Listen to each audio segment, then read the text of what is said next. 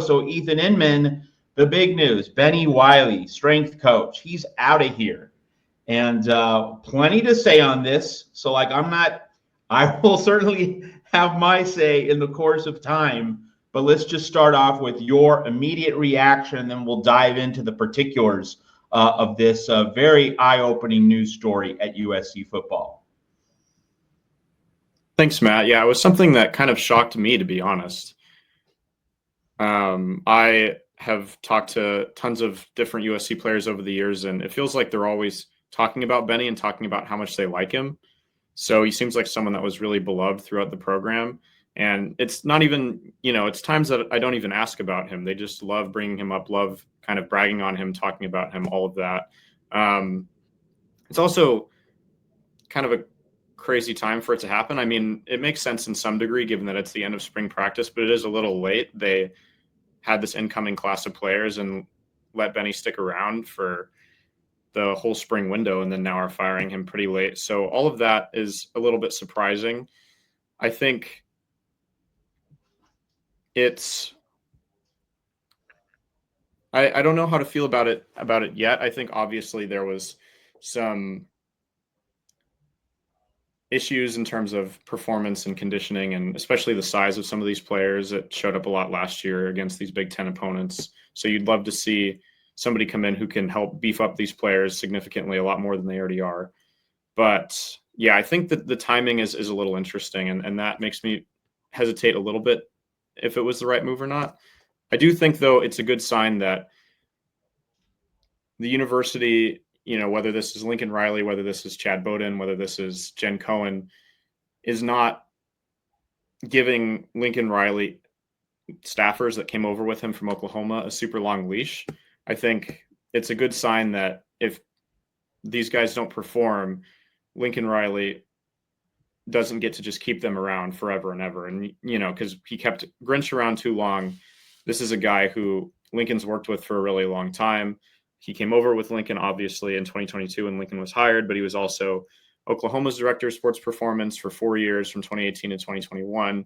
They worked together at Texas Tech with Mike Leach as well. So he's somebody who Lincoln's worked with pretty closely, so that probably made it pretty difficult. He's also someone that it sounds like the players really loved. Trojan superstars like Caleb Williams and Kamari Ramsey have both come out and talked about how much they love Coach Wylie. And like I said, I've heard from a lot of players the same thing. So he's obviously a very beloved guy in the building. So I think it's pretty clear that this is a football move and not a personality move or a personnel move. He's someone who has built great relationships. So I think that is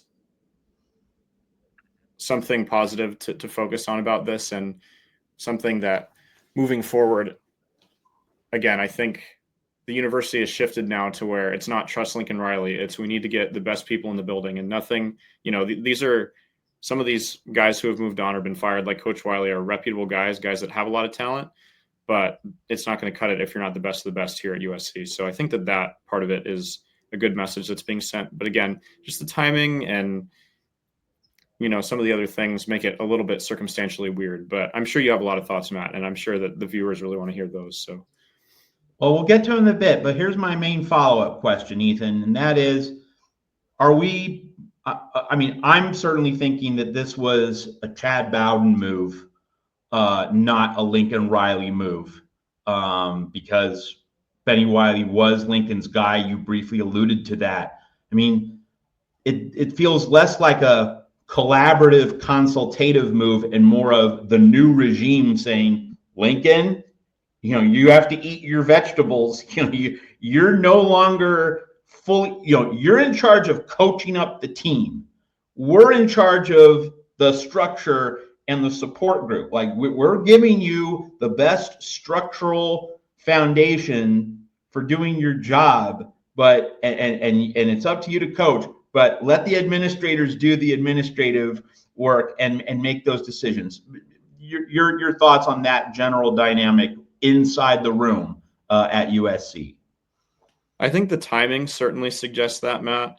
Like I said, him getting fired now after spring ball makes it seem like this was like Chad Bowden comes in the fall. not in the fall, and in the winter after the season ends, and then he sees a couple of months of practice, sees that things aren't up to par, up to what things that were happening at Notre Dame, that kind of thing, and he at least strongly suggests that there should be a change of personnel. So that would make me think yes. We've obviously seen Lincoln Riley in the recent past, move on from Alex Grinch and move on to Danton Lynn. So it's not like Lincoln Riley with, pre-Chad Bowden that this was unheard of for him to do.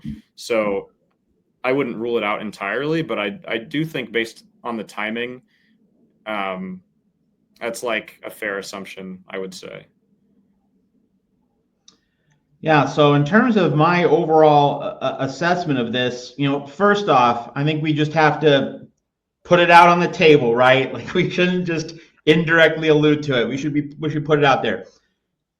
Since November of 2021, USC fans and Oklahoma fans have been, knocking antlers. We know this. It's been a very public and open thing, and USC fans just need to admit, hey, like on this point, we don't have to talk about others, but on this point, the Oklahoma fans and the Oklahoma analysts were right. They were telling us, Bennie Wylie with his yoga and his new age and all of his methods, he's not going to give you the elite offensive lines that Lincoln Riley inherited at Oklahoma. And, most USC fans know the backstory, but, some on the margins might not. This is the right time. This is the time to re-educate, remind ourselves about Lincoln Riley's career. Now, Lincoln Riley crushed it at Oklahoma. We're not relitigating that, actually, he wasn't that good. No, he was a rock star at Oklahoma. We're not trying to change that particular point. But, there's a big but. When Lincoln Riley came aboard and when he became head coach and Bob Stoops handed over the keys, Lincoln Riley in that first 2017 season, when he rose to prominence, he made the first of his 3 straight college football playoff berths. In 2017, that was the team that lost to Georgia in that classic Rose Bowl playoff semifinal. It's a game that Oklahoma frankly should have won, led for most of the way, let it slip away late, but that was the elite Oklahoma offense, the best offense that Lincoln Riley's had in his career, and it was his best offense at Oklahoma with Baker Mayfield and just a lot of other horses. But the strength coach for Oklahoma in that 2017 season was not Bennie Wylie. It was Jerry Schmidt. And he's the guy who built up Oklahoma when Lincoln Riley came in under Bob Stoops as the offensive coordinator for a couple seasons, learned the ropes, got to the playoff as a coordinator, and helped Baker Mayfield become a number 1 NFL draft pick. Jerry Schmidt was the guy who laid the foundation, and Bennie Wylie Lincoln Riley brought Bennie Wylie in 2018, 2019, and you could really draw a comparison here between Oklahoma and USC with Lincoln Riley in both cases. That in 2018 and 2019, it was less about Bennie Wylie doing such a great job. It was more about how these guys were formed, cultivated, physically developed by Jerry Schmidt. Bennie Wylie inherited those groups in 2018 and 2019. Now, he didn't mess it up, but it's not as though Bennie Wylie was the guy who coached those guys up from scratch. You then translate that to the 2022 season at USC. Those guys on the offensive line who helped Caleb Williams win the Heisman Trophy, helped USC make the Pac-12 championship game, helped the Trojans win 11 games, go to a New Year's Six Bowl, all that stuff.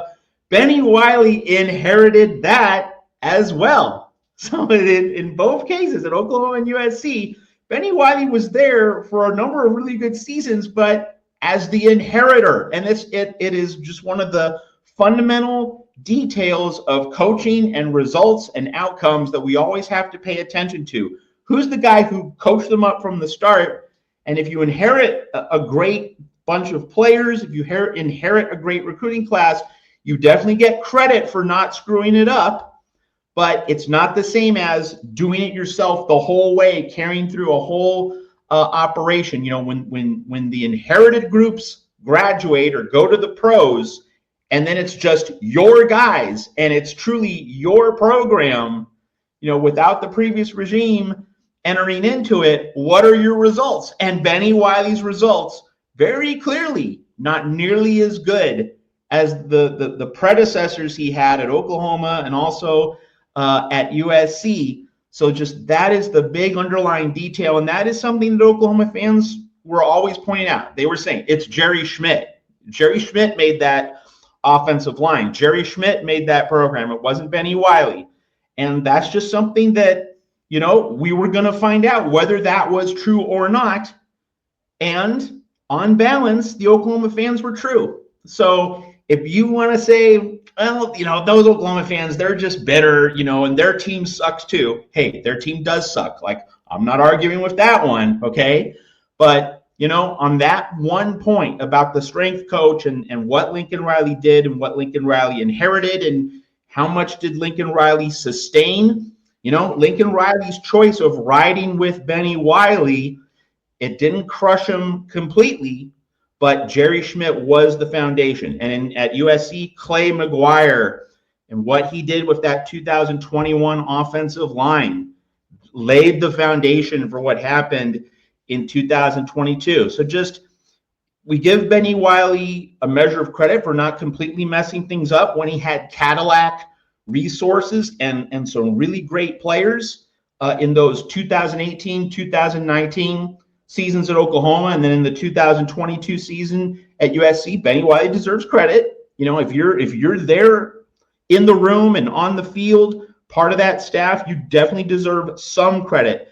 But it's not the same as being the architect, being the originator, being the person who carries it all the way through. And so, Ethan, as we kind of continue this conversation, it just seems as though this is a continuing story. Like, this is the next chapter in Lincoln Riley being pried away from his guys, the guys that he had loyalty to, the guys that he was comfortable working with. And it's really interesting that you mentioned, yes, Bennie Wylie was a popular, widely liked figure in the USC locker room, in the USC training center, practice field, weight room, etc. But being liked and being comfortable with other people, certainly important. But, what's the ultimate loyalty that Lincoln Riley has or is supposed to have? It's loyalty to winning, loyalty to being the best. And this might be something that a lot of fans miss in terms of just commentary and analysis generally. I think a lot of people, when coaches, players, executives, anyone fall short of an intended goal, it's easy to think, oh, that guy's the worst ever. And commentary just goes overboard and extreme. Bennie Wylie's not the worst strength coach ever, but he wasn't the best. See, that's how you calibrate it. That's the point of emphasis, is that it's not as though a lot of these guys that Lincoln Riley brought with him from Oklahoma were bad. They weren't bad. Like, they did a lot of really good stuff at Oklahoma, but were they the best? And when they went to the Big Ten, or the Big Ten kind of came along later, but going to the West Coast with its own unique challenges, with Oregon, with Washington, and the Pac-12 and everything that was going on in a rapidly improving conference in 2021. Kyle Whittingham in Utah, of course, as we know painfully well. The idea that, what was good at Oklahoma in the late 2010s was just automatically going to translate. Lincoln Riley was not a very good poker player. He did not lay down the best set of cards for his situation, and that loyalty to his guys, it was not the loyalty that Lincoln Riley needed. It was loyalty to excellence, loyalty to elite standards, and he has been chasing, generally with futility, those elite standards at USC. So, Ethan, my question for you is just, are there more lessons for Lincoln Riley to learn in terms of personal loyalty and the limits of that, and just, casting all that stuff aside, and let me get skull crushers at every position, whether it's strength coach, whether it's defensive coordinator, position coaches, administrators, my job is not to be liked in the room. My job is to get guys who are going to lift USC to the college football playoff. Is there anything else that Lincoln Riley still needs to learn along these lines, or is this kind of like the final bonk between the eyes? Well, I'm glad you brought up likability, Matt, because I think that that's a good point, and that could have a lot to do with why he was kept around for so long. I think that something that casual college football fans don't realize, but diehard college football fans probably do, is that the strength coach is honestly the coach that's around a lot of these guys the most, just due to all of the rules about when they can practice and all of that stuff. So Bennie Wylie deserves a lot of credit for earning kind of the respect and the just the admiration of all of the guys in the locker room, because that is part of his position. And that could be the reason why Lincoln Riley has stuck by him for such a long time, is like, well, the guys like him and the guys need to like him because they are around him so often. And there's plenty of players who've developed into elite players who have worked with Bennie who like him a lot. And those testimonies, hold weight, obviously, but they are, like you said, players that oftentimes were elite before they ever worked with him, like Caleb Williams, like Kamari Ramsey. So I think that could be a big reason why, and that is something to give him credit for. And he seems like a great guy, and we all wish him nothing but the best in that regard. But I think on the staff side of things, there just aren't that many staff members left for Lincoln Riley to have to learn this lesson with anymore. They've brought in a lot of guys offseason over offseason. It feels like mostly, and especially the primary decision makers besides him, are guys that have been brought in since then. So I don't know. I don't know how many more times the lesson can be learned from a staff perspective. I think if the lesson has to be learned, it's going to have to do with play calling, which we talked about last week to a great extent, just general offensive strategy, philosophy, that kind of stuff. But I think that if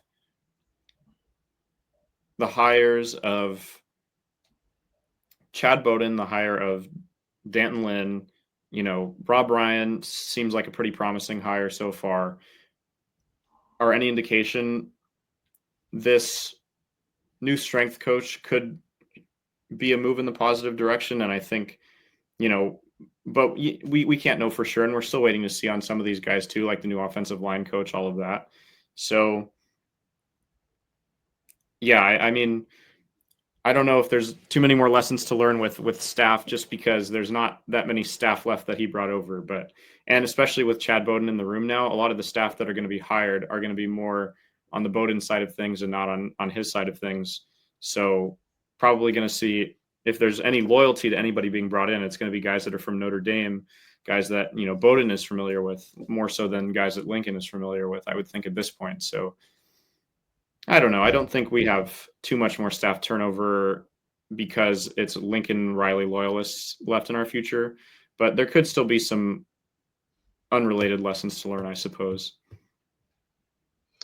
One other aspect of this before we move on to other topics, and that is that, with the 2026 recruiting class being as strong as it is, number one, number two in the country pretty consistently over the past several weeks, this move also seems like a kind of, okay, if we're getting high-end groceries, we have to have the best chef, the guy who's really going to maximize what's about to come in the door. And so having a new strength coach this year, even though the 2026 recruiting class is a year away, like there has to be kind of a template laid down so that the incoming recruits can get more of a sense of what that's like.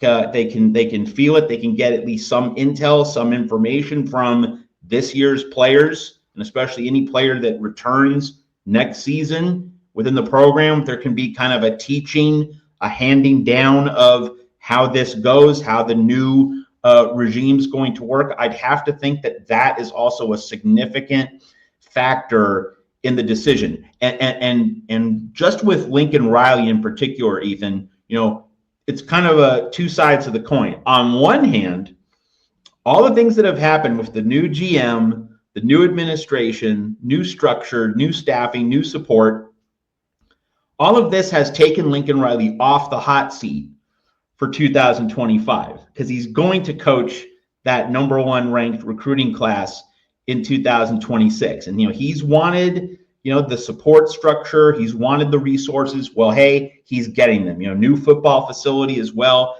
Like Lincoln Riley's getting everything that he possibly wanted. So they're not going to remove him after 2025, even if the season is a disappointment by various measurements. He's going to coach in 2026. But the flip side is, okay, Lincoln, you're going to coach in 2026. You have at least 2 years at USC, but in the exchange is you have less control over things. We're going to tell you what to do. We're going to tell you how all of this goes. It's a fascinating combination of tension points for Lincoln Riley. Okay, you're getting 2 years no matter what, but there are trade-offs and there is a price that you have to pay Lincoln Riley. Yeah, I agree wholeheartedly. And I think that it's not just the guys that are coming in 2026, it's the guys that are already here now. I mean, especially some of the guys at the most important groups in terms of physicality and strength and all of that, because there's a lot of raw talent and raw size, especially at the defensive line position this year with, Big Jaw and Little Jaw and all of those guys. So, these are guys who have a lot of size, like I said, have a lot of natural talent, but don't have a lot of college experience. And so their development can't be wasted. And I think if there's a place to especially be concerned with Bennie Wylie's history, it is the defense, just because Oklahoma didn't exactly have a, nationally dominant powerhouse dynastic defense when Lincoln Riley was in charge over there either. He was winning on the strength of his offense quite a bit. So I think it certainly matters a lot for 2026, maybe even more so than now, but it matters now. And I think that's why the weird timing, that's why they didn't wait it out for so long, for sure.